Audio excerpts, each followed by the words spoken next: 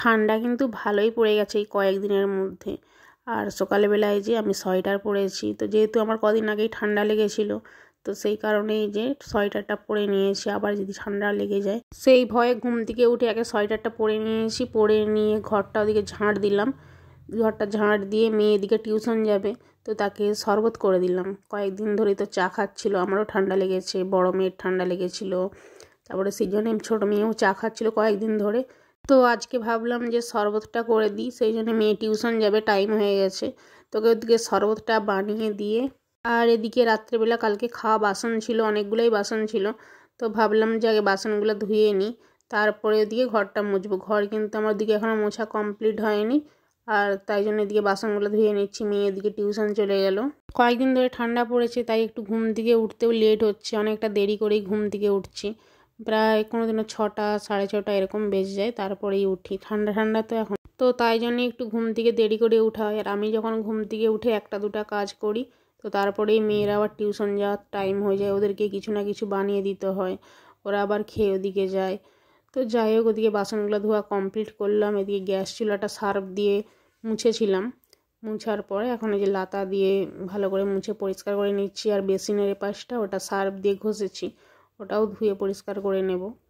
শীতকালটায় এই প্রথম বেগুন পোড়া করলাম, তো বেগুনটা পোড়া করেছিলাম কালকে রাত্রিবেলায়, বেগুন মাখা করেছিলাম। আর ওই চুলাটার মধ্যে তো কালো কালো ভাব হয়ে গেছে, বেগুন থেকে যে রসটা বের হয় পোড়া করার সময়, তো এই চুলাটা একদম কালো কালো হয়ে গেছিলো এক সাইডে। ওটাকে আবার ভালো করে লাতা দিয়ে মুছলাম, মুছে পরিষ্কার করে আর ড্রেসিংয়ের ওপাশটা সার্ফ দিয়ে তো ঘষে রেখেছিলাম, ওখানটায় আবার জল দিয়ে ধুয়ে পরিষ্কার করে নিয়ে এখন আমার কাজ কমপ্লিট। ঘরটা মুছেছিলাম, পুরো ঘরটা মোছা কমপ্লিট হয়ে গেছে। রান্নাঘরটা মুছে পরিষ্কার করলাম, দিয়ে ব্রাশ করলাম, শরবত খেলাম। আর এই যে এখন সকালবেলায় জল খাবারে বানাচ্ছি আলু চচ্চড়ি। তো আলু চচ্চড়ি করে তারপরে স্নান করব।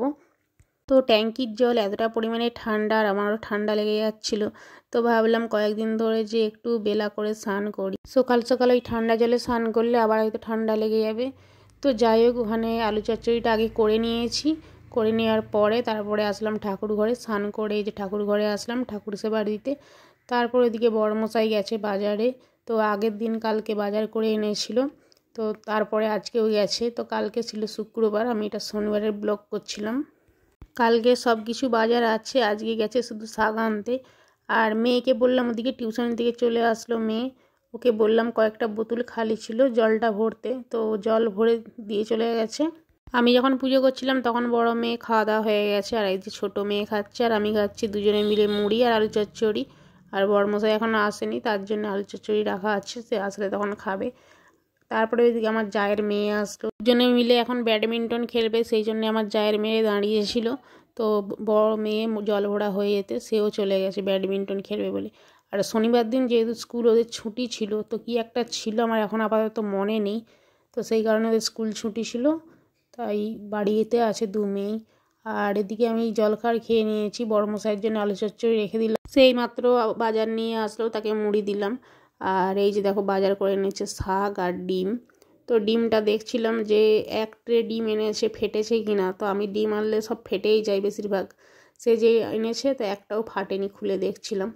আর ওদিকে তো মাছটায় জল দিয়ে রেখেছি, মাছটা কালকে এনেছিল বাজার করে, তো পাবদা মাছ আছে আর একদিকে চিংড়ি মাছ আছে, এদিকে জল দিয়ে রেখেছি মাছটা, তো রান্না করব, বরফ জমে আছে, তো সেই জন্যে।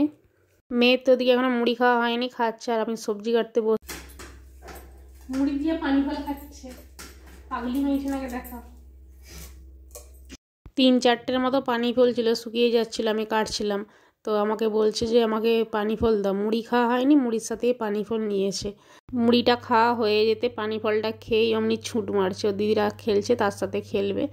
আর এদিকে আমি শাক এনেছে 2 আঁটির মতো, আর পালং শাকটা আজকে চচ্চড়ি করব, তো 2 আঁটি শাক আমার লাগবে না, 1 আঁটি শাক হলেই হয়ে যাবে, তাই 1 আঁটি করবো আর একদিকে 1 আঁটির মতো রেখে দেবো। তো শাক বাছা আমার কমপ্লিট, সবজি টবজি সবই ধুয়ে নিয়েছি, আর এদিকে চালটা বের করছি, রান্নাবান্না করব। আমার বড়মশাই এবার পালং শাক খেতে চায় না, তার আবার ইউরিক অ্যাসিড আছে, পালং শাক মুসুর ডাল তো এসব চলবে না, তো তারপরেও নিয়ে এসছে, তো খাবে কিনা জানি না। তো এই যে এইমাত্র ছাদে আসলাম, ছাদে এসে যে ছোট্ট ছোট্ট চিংড়ি মাছগুলো ভেজে নিয়েছি, পালং শাকের তরকারিতে দেবো, আর পালং শাকের সবজি দিকে বসিয়েছি। তো চলো রান্নাবান্নাটা করে নিই।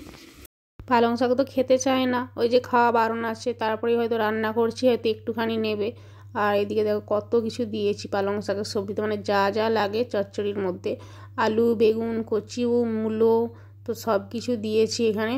দিয়ে যে শাকটা করে নিচ্ছি, তো সে নিজে থেকেই বললো যে পালং শাকের তরকারি করতে, খেতে চায় না। আবার এদিকে মানে নতুন নতুন জিনিস উঠলে শখ তো হয়, প্রত্যেকটা মানুষেরই যতই খাওয়া বারণ থাকুক কিন্তু ইচ্ছে হয় সিজনের জিনিসটা একটু খেতে। তো সেই কারণেই প্রথম প্রথম হয়তো একদিন দুদিন নিয়ে আসছে, কিন্তু অন্য অন্য সময় তো খেতে চায় না। তো আজকে যে চিংড়ি মাছ আছে, ছোটো ছোটো চিংড়ি মাছ দিয়ে সবজিটা করছি, তো খেতে ভালো লাগবে। পালং শাকের সবজি এরকম ছোটো ছোটো চিংড়ি মাছ বা গেঁড়ি দিলেও না খেতে খুব সুন্দর লাগে।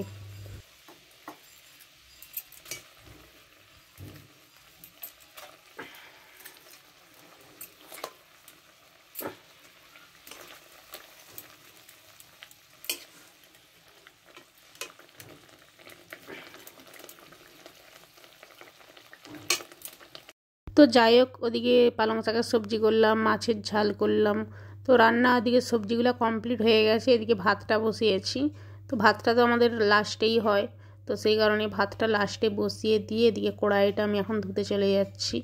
এখন তো শীতকাল, রোদ বেরোলে না রোদটা অতটা মানে গায়ে, শীতের রোদ তো গায়ে ভালো লাগে শীতের রোদটা।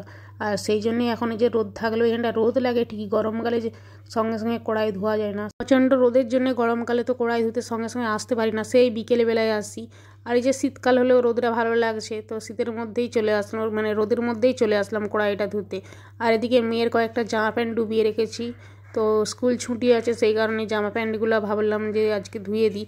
আর ট্যাঙ্কিটা দেখো পরিষ্কার করানো হয়েছিল, তো ভিতরটাতে ভাবলাম যে একটু দেখাবো, কিন্তু যে ইট পাথর অ্যাডবেস্টার এগুলো না সব চাপানো আছে, কারণ আমাদের ট্যাঙ্কির দুটো ঢাকনাই ভেঙে গেছে। এবার ভাবছিলাম যে ঢাকনা কিনে আনবো, কিন্তু আলাদা করে যে ঢাকনা কিনতে পাওয়া যায় কিনা সেটাও কিন্তু জানি না, দোকানে গিয়ে জিজ্ঞেস করতে হবে।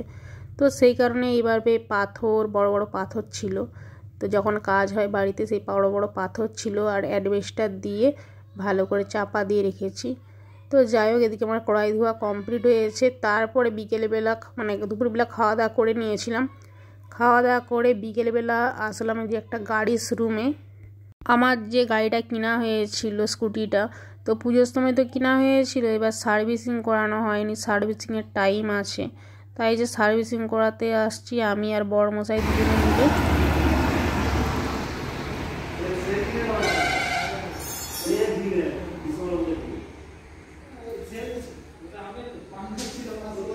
হাই রোডের উপর দিয়ে যেভাবে গাড়িগুলো যাচ্ছে দেখলেই কিন্তু ভয় লেগে যাবে।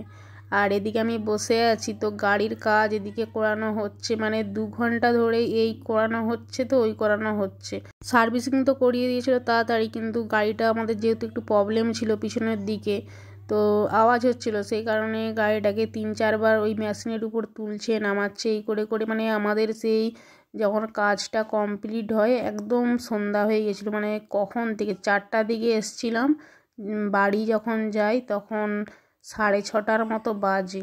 তো এই যে দেখো কিভাবে গাড়ি সার্ভিসিং করে, এই যে দেখো এই যে মেশিনটার উপরে মানে লিফট সিস্টেম বলতে পারো আর কি, তো মেশিনটা যখন নামাবে বুঝতে পারবে। গাড়িটা কিভাবে নামালো দেখলে তো তোমরা, তো আমি এই ফার্স্ট টাইম দেখলাম, তো এভাবে যে মানে তুলে উঠে নামানো করে আমিও কিন্তু এই প্রথমবার দেখলাম। আর এই হলুদ কালারের বাইকটাকে দেখো, তো আমি এসার দিকে প্রথম দিকে দেখছিলাম যে এরকম বাইকগুলা যে কারা চড়ে, তো মাথায় আসছিল না, দেখেই আমাকে গাড়িটাকে হাসি পাচ্ছিল। আর 2 ঘন্টা ধরে গাড়ির কাজ করতে করতে পুরো এদিকে তো সন্ধে হয়ে গেল। তো ঘর যখন গেছিলাম তখন এতটা পরিমাণে ঠান্ডা ছিল, সোয়েটার টুপি কিছুই মানছিল না, এতটা ঠান্ডা হাই রোডের ওপরে। তো এই যে আর একটু বাকি আছে কাজ, তো চলো আমরা বাড়ি যাবো। আজকের মতো টাটা, ভালো লাগলে একটা লাইক করো।